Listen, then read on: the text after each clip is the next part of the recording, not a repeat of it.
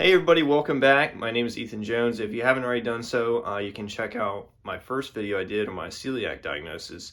I'll be on the right side here at the end of the video. Just click on that after this video is over. You can also check out my Instagram. I try and post daily on things that can help you diet related, missing nutrients that you might not be getting in your diet, and just helpful tips in general on how it can improve our health. Also, if you have any concerns or questions medically related, I suggest that you talk to a doctor. I'm not a medical doctor. I can't diagnose or treat anybody. So please go see a physician. All right, with that being said, now we can get into the video.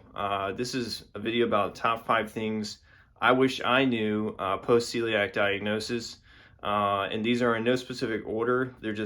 I was just sitting on the couch, just kind of, wondering, what else can I put out there to try and help people who have just been recently diagnosed with celiac disease? And I was like, I'm just going to come up with a list of, real quick, of the top 5 things.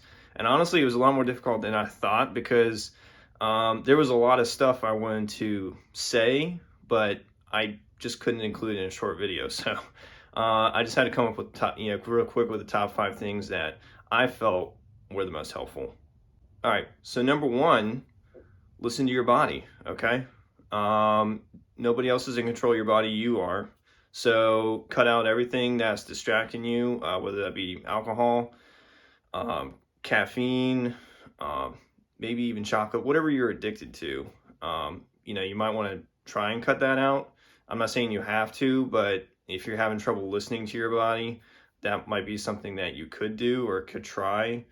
I know in certain cases I've had to cut out caffeine for like a month or something like that, just to listen to what's going on, because, I enjoy my coffee, and to give that up for a little bit of time was really difficult. But it was very insightful as to, what may or may not be, making you feel poorly.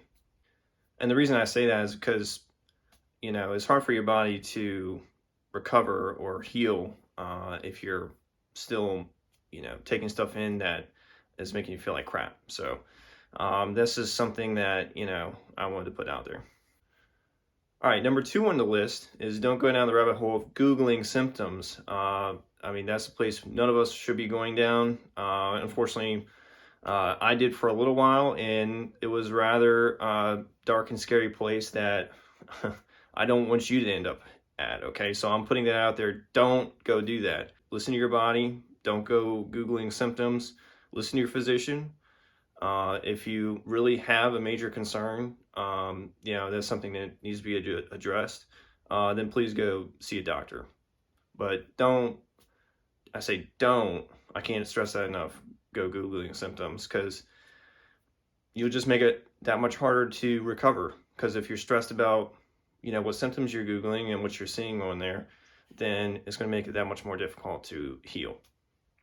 All right, number 3 on the list is if you don't know your vitamin D level, please, if you have not had it checked recently or at all, I just want to say I was lucky enough to have my GI doctor actually test mine immediately after finding out that I had celiac disease. But I've seen people saying that they've never even had a test and they've been diagnosed with it for a couple of years or months or whatever. I'm like, that should be the first thing. So if you don't know your level, get it checked. Know your level. I'm planning on knowing mine like every 6 months for the rest of my life probably. So I want you to get yours checked because I know me personally, my symptoms really did not start feeling better until I wouldn't say I was around like 40 to 44 nanograms per ml, but that's for another video. So, but anyways, definitely get your vitamin D checked. I can't stress that enough, and know it for the rest of your life. All right, everybody, number 4 on the list is everybody's recovery is different, okay? I've seen people comparing themselves like, oh, I haven't lost weight, or I've gained weight, or I haven't changed at all, or why, are my bowel movements not getting better? Everybody's recovery is different. Some people take, up to a year maybe to repair their intestines, and some people might take 2 weeks. or they might start feeling a week later. So don't get kind of stuck on like, well, why am I not getting better? Um, you know, why am I not gaining weight? Why am I not losing weight? Because I've definitely asked those questions too, and it's really not helpful to just continue kind of going down that path of, well, why isn't this happening or why isn't that? I mean, it's good to ask questions, but because if you're feeling better over time, then chances are that you're actually healing. But if you constantly keep comparing yourself to somebody else, you're just going to kind of get stuck in a rut, and that's going to be kind of become the norm. But the thing is, every celiac's different, so no case is exactly the same. So I was just throwing that out there that everybody's a little bit different, and just don't get stuck in that rut of comparing yourself to other people. All right. So number 5 on the list is find out if there's any other food sensitivities or allergies. So this would require you to go to like an allergist probably, do like a food sensitivity test. I know there's some other places out there online that you can get them done. I think Everlywell has one.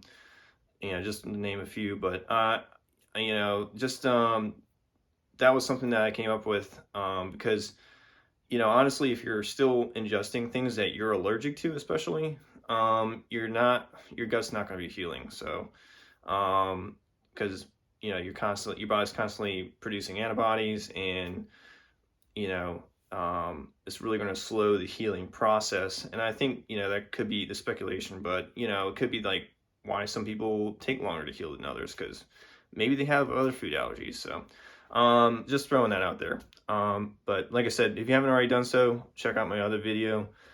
See you next time. Thanks for watching.